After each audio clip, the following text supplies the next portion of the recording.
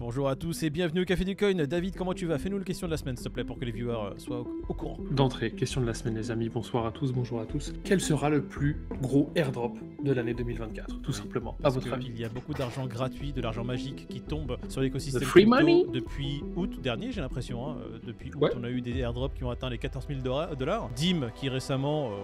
petit airdrop à 5 chiffres, hein, ça fait plaisir. Quel sera le prochain airdrop à atteindre les 5 chiffres? Donnez-nous votre avis. On vous dira, nous, en fin de semaine, ce qu'on pense. Quelle sera la petite crypto qui arrive, qui va rentrer dans les wallets gratuitement. C'est assez intéressant, surtout quand l'argent, j'ai envie de dire, tombe de façon gratuite. Tu reçois de l'argent parce que tu as 2-3 cryptos par-ci par-là. Tu stacks des cryptos qui te donnent des cryptos et ces cryptos-là, tu les stacks qui te redonnent d'autres cryptos. Ça s'appelle un Ponzi, mais un Ponzi très lucratif. Atom, c'est pas une crypto. Atom, c'est un livret. Ouais, c'est un livret A, un livret A sous perfusion, sous adrénaline et sous coke. Et si on parlait du plus gros airdrop du moment là, vous avez vu un peu, regardez-moi derrière là, tout est vert, hein, tout est dans le vert et on a un Magnifique. Bitcoin les gars, messieurs. On va être émission spéciale Bitcoin ce soir. Bitcoin qui a tapé les 50 000 $ pour les dépasser brièvement et retomber. Là on est aux alentours de combien là? 50 000, c'est quand même incroyable. Un Crypto Matrix 7, bravo. GG, bro. Fallait y croire. Il était en longue depuis tout ce temps, il a réussi à tenir, il n'a pas fait de Paper Hand, Diamond Hand, bravo à toi ma biche, tu es even sur ton achat de crypto qui était à 50K. Et qu'est-ce qu'on pourrait dire sur le marché? Qu'est-ce qui se passe? Qu'est-ce qui fait que le Bitcoin a pump au-dessus des 50 000? Les ETF, je pense que ça joue beaucoup. Il y a eu un petit tweet de Gary. Ouais. De Gary. Oh. Je les confonds les deux. De Joe. De Joe Oncle Biden, de Biden, regardez-moi ce tweet Il- magnifique. Je pense qu'il y Tu est pour penses beaucoup. vraiment, hein. Qui a été absolument pas du tout bien perçu parce que c'était pas pour ça qu'il l'avait mis à la base, mais que nenni, on en a rien à foutre. Alors moi personnellement je pense que le CM qui a mis cette photo en place était bien évidemment au courant du message derrière ses yeux laser et il a fait ça Il en a en mode profité. Balek, je le mets quand même, bravo à toi le CM qui a du coup remis le Bitcoin aux yeux de tous, hein. Tu Bah, je vois sais les pas, on commentaires. parle de l'Asie aussi qui se réveille avec le nouvel an chinois, que peut-être que ça aurait fait une impulsion. Gongxi Fai Kai. Biden.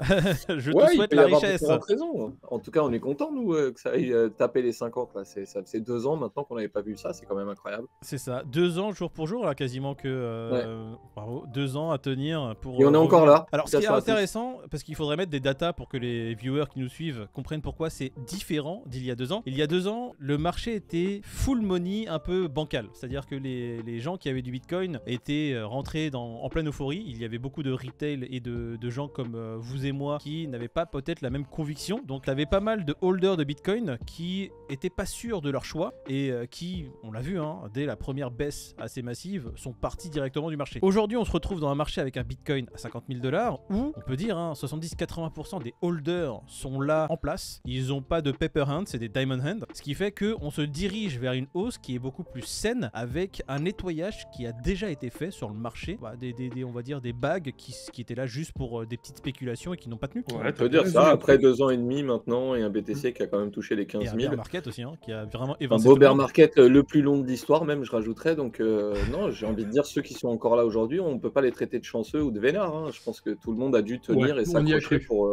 pour faire son petit DCA, pour rajouter, pour mettre sa pièce et pour être là encore aujourd'hui. Donc on en profite tous et c'est super. Maintenant on attend de voir la suite. Moi Et j'ai envie de on voir félicite si... tout le monde évidemment, hein. Tu vois, c'est marrant parce que quand il y a des gros spikes baissiers, on est presque content parce que ça nous permet d'accumuler, mais quand même, il faut avouer que quand on voit un BTC à 50K, c'est toujours, voilà, Écoute, c'est toujours un petit plaisir. Bitcoin tu vois. qui monte de façon steady depuis maintenant quelques mois, on va pas se plaindre du tout. Du coup, revenons-en au ETF. Là, on a une news qui est tombée qui dit que à peu près 3,5 milliards la liquidité de Bitcoin serait aux mains des ETF. Qu'est-ce que vous pensez de ce chiffre, les gars? 3,5% de la supply, c'est des ETF. Genre, pour un truc, 3,5% de la supply de Bitcoin, c'est dans les mains des ETF aujourd'hui. pour un truc bancal qui sert à rien et qui est diabolisé par beaucoup de gens. Et quand tu vois surtout à quel point les gens se sont rués dessus depuis que c'est en place. Ah, mais ça fait à peine 20 jours là, je crois. Il faudrait voir ce que représentent, tu sais, les ETF sur l'or, par exemple, pour voir et se donner une idée sur le Ouais, long c'est pas terme comme ça. de voir ce que pourrait représenter Bitcoin à terme, tu vois. Alors moi j'aurais quand même un petit bémol à dire sur cette news. Moi ça me fait un peu peur les gars. Je vais vous expliquer quelle est ma réflexion. En 20 jours on a 3,5 55% de la supply qui a été accaparée par des gros joueurs, donc des ETF qui sont assez massifs. On a BlackRock et c'était Fidelity qui étaient en tête dans les ETF qui ont le plus en fait de réserves de Bitcoin. Du coup, Grayscale qui est en 3ème place, qui a à peu près plus de 600 000 BTC, mais Grayscale qui est dans une position un peu plus bancale parce que ça va pas être forcément le vrai 3ème, le 3ème étant ARK. Si on prend en compte les ETF qui ont été lancés il y a 20 jours, savoir que Grayscale a été lancé il y a pas mal de temps. Centraliser en fait une telle somme de Bitcoin aux mains de gros acteurs, est-ce que ça vous fait peur ou pas les gars? Non, 3,5% non. En 20 jours, 3,5%. On en sera oui, dans un an. oui, après ça peut prendre des oui, proportions effectivement. Bon, Ouais. après c'est pas BlackRock qui détient à proprement parler ces bitcoins, mais toutes les banques qui sont pour BlackRock en tant que collatéral pour son ETF. Donc c'est pas, tu vois, une fois de plus, BTC il faudrait quoi, 51% de la totalité de la supply pour mettre en danger ou du moins. Et en quoi ça ce serait effrayant, Moïd? Bah, en soi, en fait, c'est ça que je voulais, c'est la question que je voulais amener parce que quand on pense à BlackRock, on pense à une personne, tu vois, qui est à la tête de BlackRock et qui lui possède tout cet argent. Et faut remettre dans le contexte, c'est le truc que je voulais amener pour les viewers, c'est que BlackRock, il y a des centaines de milliers de personnes, voire des millions de personnes qui sont derrière en fait. C'est des banques, ça peut être des gros investisseurs. De toute manière, BlackRock n'achète pas de BTC pour son ETF. BlackRock fait appel, enfin pour le système d'ETF, comment ça fonctionne un ETF, tu as des banques qui achètent pour BlackRock et qui sont une espèce de collatéral et qui font justement en sorte qu'il y ait toujours une demande suffisante de Bitcoin pour maintenir le prix au prix du cours. Et quelque part, BlackRock et toutes ces entités-là ne se rémunèrent que sur les frais. Donc eux, finalement, ils en ont rien à foutre que Bitcoin il tape le sommet ou qu'il se... C'est un hub en fait. Puisque ils se rémunèrent sur les frais, donc ils en ont rien à foutre. Et à proprement parler, ils ne détiennent pas de Bitcoin. Moi, je vois pas ça comme un danger quelque part, tu vois. Même si effectivement, c'est toujours mal vu de voir quelque chose qui était quand même censé libérer tout le monde des institutions et voir les institutions l'accaparer quelque part. Oui, je suis d'accord. Quand on sait qu'ils manipulent le prix de l'or depuis des années, que ça a été acté, même le prix de l'argent est manipulé et tout. Il y en a qui d'ailleurs se sont fait taper sur les doigts, des gros institutionnels pour manipulation de cours, et en Asie, ils ont même plus le droit de le faire. Il n'y a qu'un pas à ce que ça arrive sur BTC finalement. C'est exactement ça en fait. Si tu as des gros acteurs qui détiennent une supply suffisante pour pouvoir influencer les cours, qu'est-ce qui va se passer? Ils vont jouer pour essayer de s'accaparer comme... En fait, c'est ce qui se passe depuis toujours sur Bitcoin. Les grosses whales, eux, jouent le jeu des whales. Ils sont là depuis maintenant une dizaine d'années et tu le vois que leur bag ne fait que monter. Quand ils sell, c'est pour vraiment faire une sell pressure, et quand ils buy, c'est pour vraiment racheter les bitcoins de ce qu'on appelle les paper. Ouais, en général, c'est bien timé. Ouais. Est-ce que le côté tracé ne peut pas, parce que comme tu dis, l'or c'est un peu faussé, etc. Mais est-ce que le côté traçable de la blockchain ne va pas réduire? Non. Ouais, on le verra, mais ça changera pas la finalité. Moi, ce qui m'effraie quand même, les gars, 20 jours, 3,5%. Dans un mois, on sera à combien de pourcents détenus par 200 jours, 30%. Bam. Au bout de 10 ans, ils ont 100% de la supply. Allez, merci. Au revoir. Non, je sais pas. En tous les cas, on disait qu'est-ce qui fait tout ce mouvement-là. Oui, peut-être que effectivement le TF a joué.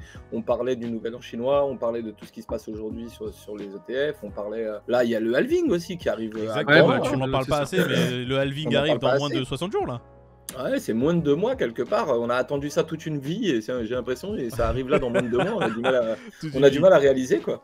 Ouais, on va voir ce que vont donner les mouvements et comme beaucoup le prédisent, on va avoir sûrement en fin d'année la grosse poussée qui va relancer le Bitcoin à dépasser son ATH précédent. On verra ce que ça va donner. J'espère que ça sera pas trop rapide. On va voir si ça sera assez rapide parce qu'on a toujours les news un peu qui font du FUD entre guillemets, parce que quand on les comprend pas, on peut se dire oh mon dieu, Genesis va pouvoir vendre la part de Bitcoin qu'il détenait.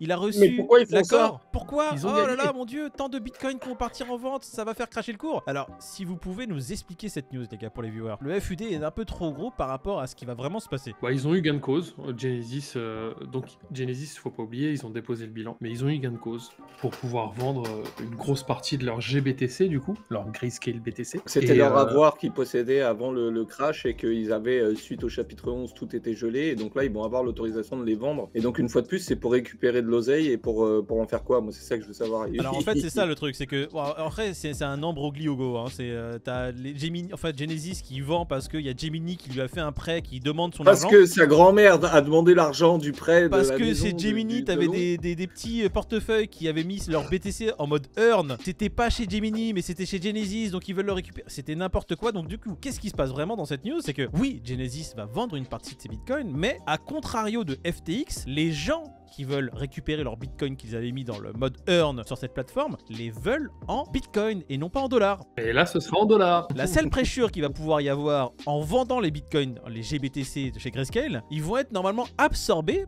par l'achat de bitcoin pour pouvoir les rendre aux utilisateurs qui veulent leur bitcoin tout simplement. Bah, c'est plutôt cool, mais ce que tu as soulevé tout à l'heure, c'est que c'est juste que c'est un mouvement de cascade. En fait, tout le monde avait des intérêts chez tout le monde et que quand tout s'est pété la gueule, bah, tu t'es rendu compte qu'en fait c'était un domino, quoi, le truc, et que tout le monde tombait les uns après les autres. C'est ça qui est marrant. Aujourd'hui, ils essaient tous de récupérer petit à petit leur pognon maintenant que Grayscale est plus ou moins solvable et que le prix du BTC il est passé à 50K. C'est le moment d'essayer de récupérer quelque chose s'il y a encore quelque chose à récupérer. Ils sont mieux lotis que chez FTX parce que FTX, même si le prix du sol et le prix du BTC augmentent, FTX malheureusement vont récupérer leurs avoirs à hauteur du montant du bitcoin. Au plus bas du plus bas. Il y avait plus d'avocats à payer. Il y avait plus d'avocats à payer parce qu'il y avait plus de bouches à nourrir aussi derrière. Je pense que Exactement. FTX, c'est un pot de miel dans lequel tout le monde a mis ses wads, comme tu le dis si bien, Peter. Oh ah ouais, ils sont en train de lécher les doigts, la jarre, tout.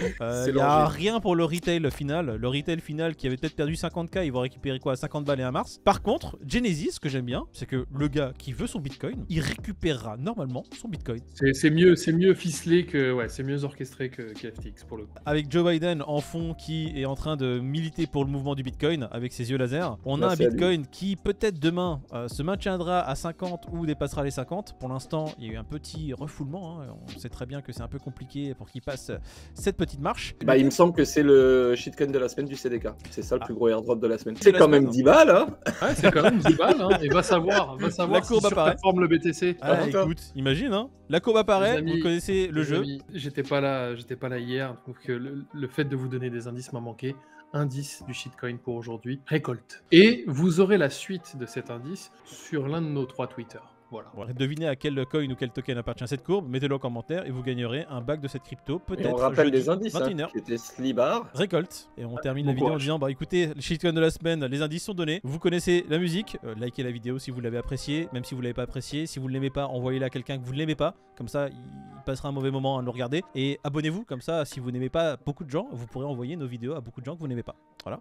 Cette vidéo est pas mal aussi à partager à des gens que vous n'aimez pas. Et cette vidéo là aussi est vraiment pas mal à partager avec des gens que vous n'aimez pas.